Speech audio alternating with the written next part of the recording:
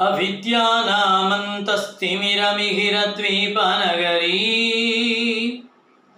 జడానాం చైతన్యస్తవకమకరందశ్రుతిఝరీ దరిద్రాణాం చింతామణిగుణనికా జన్మజలధౌ నిమగ్నానాం దౌష్ట్రా మురరిపు వరాహస్య భవతి. సభా సరస్వతికి నమస్కారం. జై తెలుగు తల్లి వీక్షకులకు ప్రేక్షకులకు శుభోదయం, సుప్రభాతం. సాహిత్యం అనేది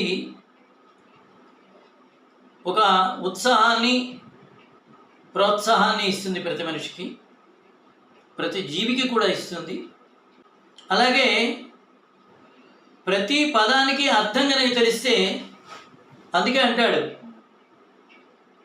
సంగీతమపి సాహిత్యం సరస్వత్యాః స్తనద్వయం ఏకమాపాతమధురం అన్యదాలోచనామృతం అని.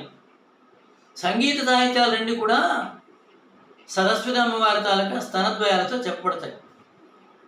ఒకటి మొదటి నుంచి తీయగానే ఉంటుందిట, ఏకమాపాతమధురం, అదేది సంగీతం. సాహిత్యము దాని అర్థం తెలుస్తున్న కొద్దీ అది తీయగా ఉంటుంది అనట్లే. ఆలోచన అమృతం, ఆలోచన చేస్తున్న కొద్దీ అమృతం అవుతుంది అంటాడు. అట్లాంటి ఆలోచన ఇవ్వడానికి మనకి ముఖ్యంగా ఉండేటువంటి మాతృభాష తెలుగు. జనని సంస్కృతం సకల భాషలకు అన్నాడు గనక ఈ సంస్కృత భాష, మన తెలుగు భాష రెండు కలగలిసిపోయి ఉన్నాయి, అవినాభావ సంబంధంతో కలిసి ఉన్నాయి. అటువంటి సంస్కృతము తెలుగు భాషల్లో ఉండేటువంటి సాహిత్యంలోకి వెళ్తున్నాం. ఆ సాహిత్యంలోకి వెళ్ళేటప్పుడు కూడా పద్యము, శ్లోకము. సంస్కృతంలో అయితే శ్లోకం అంటాము, తెలుగులో అయితే పద్యం అంటాము. పద్యాలు శ్లోకాలు ఎంత అద్భుతం అంటే, అవి వింటున్న కొద్దీ, ఆలోచిస్తున్న కొద్దీ మనలో ఒక ఉత్సాహము కలుగుతూ ఉంటుంది. అలాంటి ఉత్సాహాన్ని ఇచ్చేటువంటి పద్యాల్లో కూడా మరి అందరికీ అన్ని వేళలా దేనికదే ఒక ప్రత్యేకమైనటువంటిదిగా ఉండే పద్యాలు కొన్ని ఉంటాయి. ఆ పద్యాల్లో కూడా చమత్కారప్రదమైనటువంటివి, అంటే చక్కగా సమయోక్తిగా, ఒక సంభాషణలాగా, ఒక తెలివితేటలు పెంచేటువంటిదిగా, ఒక భాషాపటిమని పెంచేటువంటిగా ఉండే శ్లోకాలు, పద్యాలు సంస్కృతంలోని, తెలుగులోని కూడా ఎక్కువ. ముఖ్యంగా మనకి ఈ సంస్కృతంలో, తెలుగులో ఉండేటువంటి ఈ చమత్కార పద్యాన్ని చూద్దాం. ఆ చమత్కార పద్యాల్లో కూడా భగవత్ స్తోత్రాలతోనే ప్రారంభిద్దాం. ఏమిటంటే భగవత్ స్తోత్రాల్లో కూడా చమత్కారాలు ఉన్నాయంటూ ఉన్నాయి, లేకపోలేదు. లీలాసుకుడని ఆయన రాసినటువంటి శ్లోకంతో మనం ప్రారంభించుకుందాం. అయితే దీనివల్ల ఏంటి ప్రయోజనం అంటే, భాష యందు ఒక భావము ఉంటుంది, ప్రతి పదానికి ఒక చక్కనైనటువంటి భావం ఉంటుంది. ఆ పదాల పొందిక వల్ల కొత్త విషయాలన్నీ ఏర్పడుతుంటాయి, కొత్త భావాలన్నీ కూడా వస్తుంటాయి. ఈ భావాలు ముఖ్యంగా నా ఉద్దేశం ఏంటంటే, మనకే కాదు పిల్లలకి చాలా ఉత్సాహాన్ని ఇవ్వాలి, వాళ్ళకి చదువుకి ప్రోత్సాహాన్ని కూడా ఇవ్వాలి. ఈ తెలిసినందువల్ల ఏమవుతుందంటే, ఈ శ్లోకంలో ఇంత గొప్పతనం ఉందా అని ఆ శ్లోకాన్ని వాళ్ళు కంఠస్థ పెట్టగలగాలి. ఈ శ్లోకాలు చిన్నప్పుడే కనుక చదివినట్లయితే పిల్లలకి వంట పట్టేస్తాయి. అందులో ఉండే సాధుత్వం తెలుస్తుంది, అందులో రసాస్వాదన అనేటువంటిది వాళ్ళకి తెలియకుండానే జరుగుతుంది. ఆ రసాస్వాదన వల్ల వాళ్ళు మంచి విజ్ఞానాన్ని పొందగలుగుతారు. చమత్కార పద్యాలన్నీ కూడా సామాన్యంగా సరదాగా రాసినటువంటివి అయితే కావు, ఒక గొప్ప విషయాన్ని దాంట్లో చూపించుకుంటూ ఉంటాయి. అంటే ఇవాళ మనం లీలాసుకుడు రాసినటువంటి ఒక మంచి శ్లోకాన్ని విందాం. దీనివల్ల పిల్లలకి వొకాబులరీ అంటూ ఉంటాం, చక్కగా స్పష్టంగా మాట్లాడడం కూడా వస్తుంది.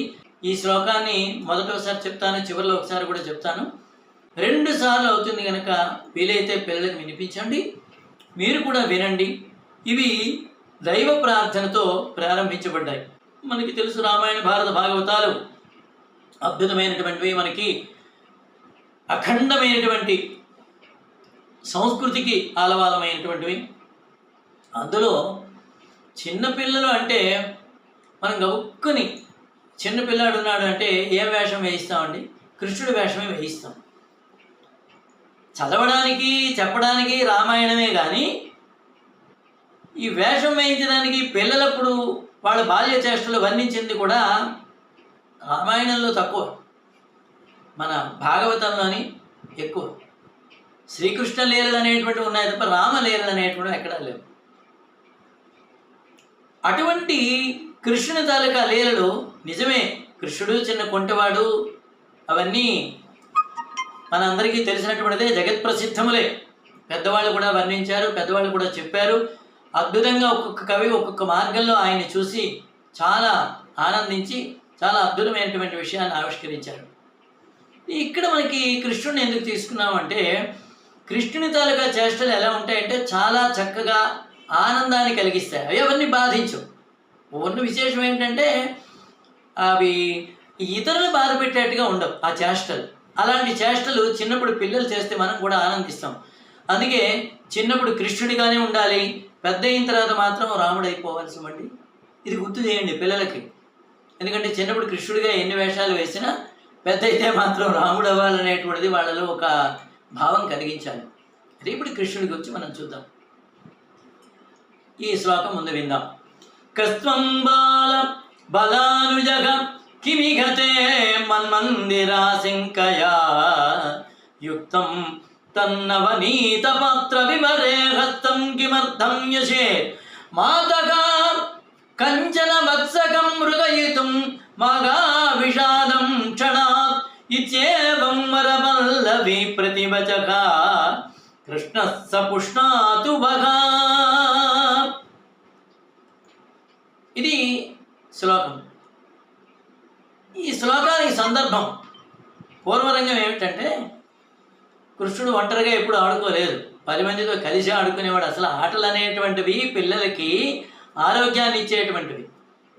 ఆ ఆటలు కూడా 10 మందితో కలిసి ఆడుకోవడమే పద్ధతి తప్ప ఒకడు ఆడుకోవడం, ఇండోర్ గేమ్స్ ఆనాడు పెద్దగా లేవు. ఇప్పుడంటే వచ్చాయి, ఎవడి మట్టుకు వాడు ఆడుకోవడం అనేటువంటిది వచ్చింది, కానీ ఆనాడు ఉండేటువంటి ఆటలు వేరు. అలాగే ఈ పిల్లలందరితో కూడా వాడు ఆడుకుంటూ ఒక ఇంట్లోకి ప్రవేశించాడు.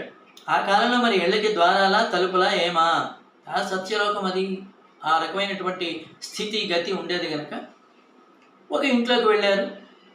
కృష్ణుడు ఒక పథకం వేశాడు. ఆ పథకం ప్రకారంగా ఒకళ్ళ మీద ఒకడు నిలబడ్డారు. కూర్చుని ఎలాగోలాగా పైకి చేరి ఆ ఉట్టిలో ఉన్నటువంటి వెన్న కుండని చూశాడు. ఆ కుండలో చెయ్యి పెట్టి వెన్న తీసి అందరికీ తలా కాస్త పంచిపెట్టాడు. కృష్ణుడు తాలూకా లక్షణం అదే కదా, తనకి ఏదైతే తెలుసో అందరికీ పంచిపెడతాడు, అది దాచుకోడు. అట్లాంటి కృష్ణుడు అందరికీ వెన్న పంచిపెట్టాడు. తాను కూడా కొంచెం తీసుకున్నాడు. మళ్ళీ ఆ చెయ్యి అందులో పెట్టాడు. అదే సమయానికి ఆ ఇంటి ఇల్లాలు వచ్చింది.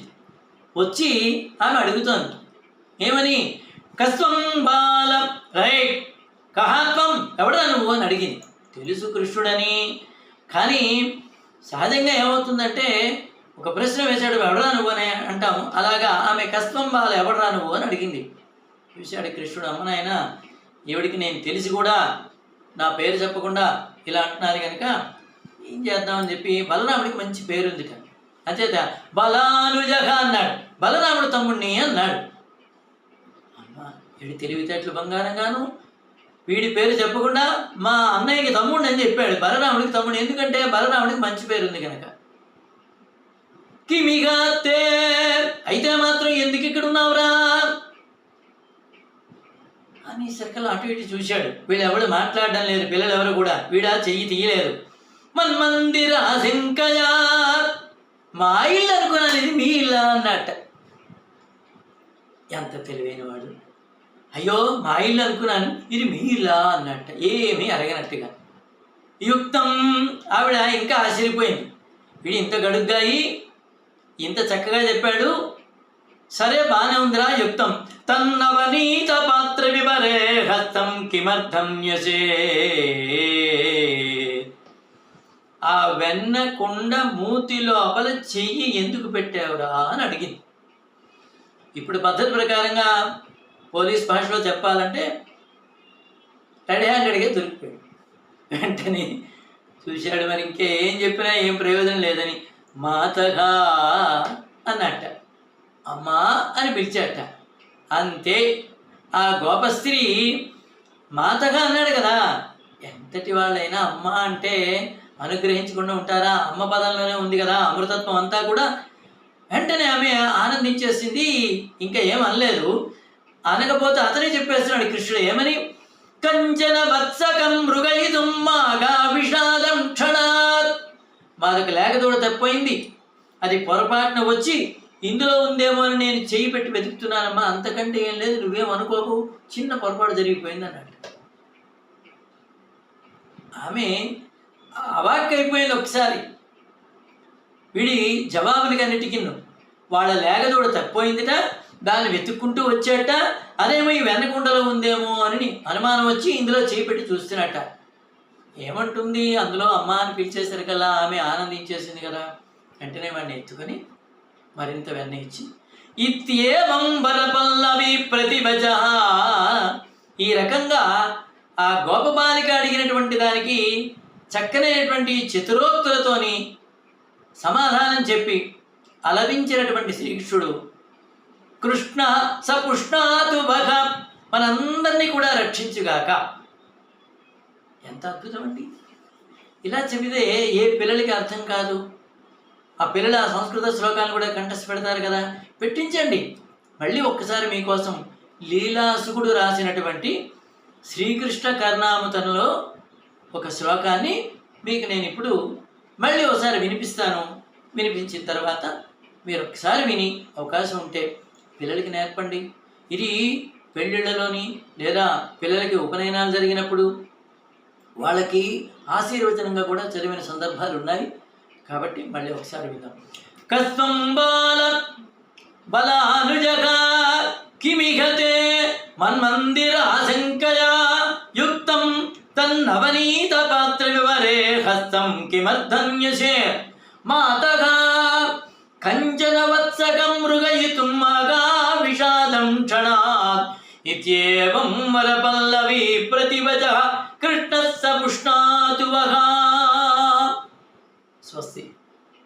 మంచి అవకాశాన్ని మనకి జై తెలుగు తల్లి ఇస్తోంది. ఇలాంటి శ్లోకాలు రోజుకోటి చొప్పున కొన్నాళ్ళ పాటు, కొన్నాళ్ళు తెలుగులోని, కొన్నాళ్ళు సంస్కృతంలోని, అలా అటు ఇటుగా మంచివన్నీ విందాం. మన మాతృభాష తెలుగులో కూడా విందాం. అలాగే జనని సంస్కృతం సకల భాషలకు కనుక సంస్కృత భాషలు కూడా విందాం. మంచి అవకాశం ఇచ్చిన జై తెలుగు తల్లికి కృతజ్ఞతలను తెలియజేస్తూ స్వస్తి.